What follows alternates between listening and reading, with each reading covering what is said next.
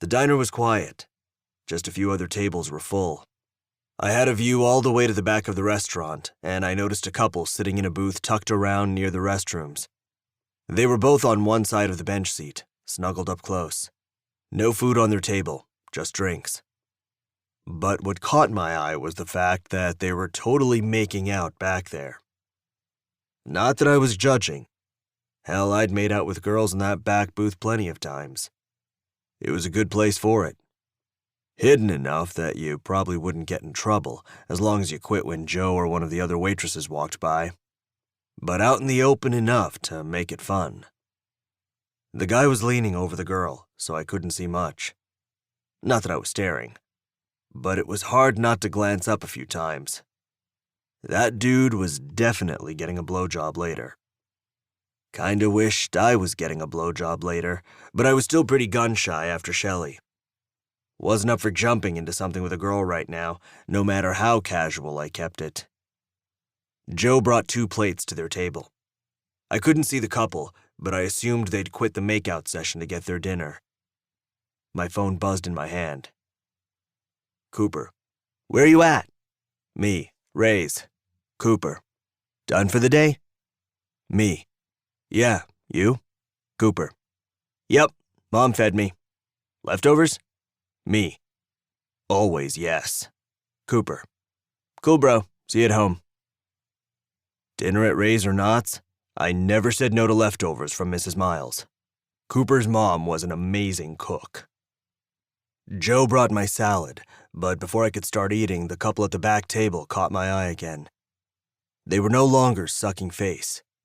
They were eating. But now I was staring.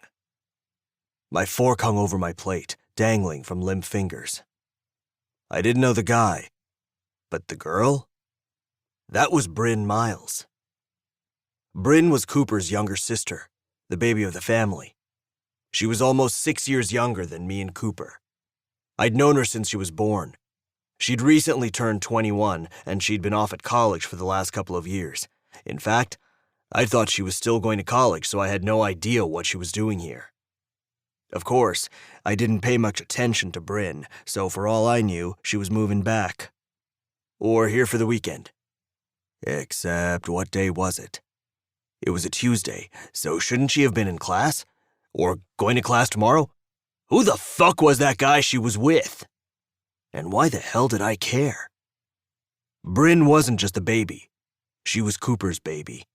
Weird as it sounded, it was how he saw it. She had 3 older brothers, but Cooper was the alpha brother when it came to Brynn. He'd made it his personal mission in life to take care of her. If I thought about it, which I didn't, Brynn probably didn't appreciate Cooper's interference in her life as much as Coop thought she should. But that was the thing. I didn't think about it. I didn't think about Brynn. She was around. I knew she existed. But it was like there'd always been this barrier around her that I couldn't see through. Brynn was so forbidden, I'd subconsciously ignored her. When we were kids, she'd just been an annoying little girl. As she grew up, it was like she'd faded from my vision. Like she was translucent, insubstantial. I didn't let myself see her because deep down, I knew she was the one girl on the planet I could never ever touch. I'd instinctively created a shield around her that I couldn't penetrate, couldn't see through. Even the temptation of her wasn't worth the risk. But looking at her now, with some dude in the back of Ray's diner, that shield shattered to pieces.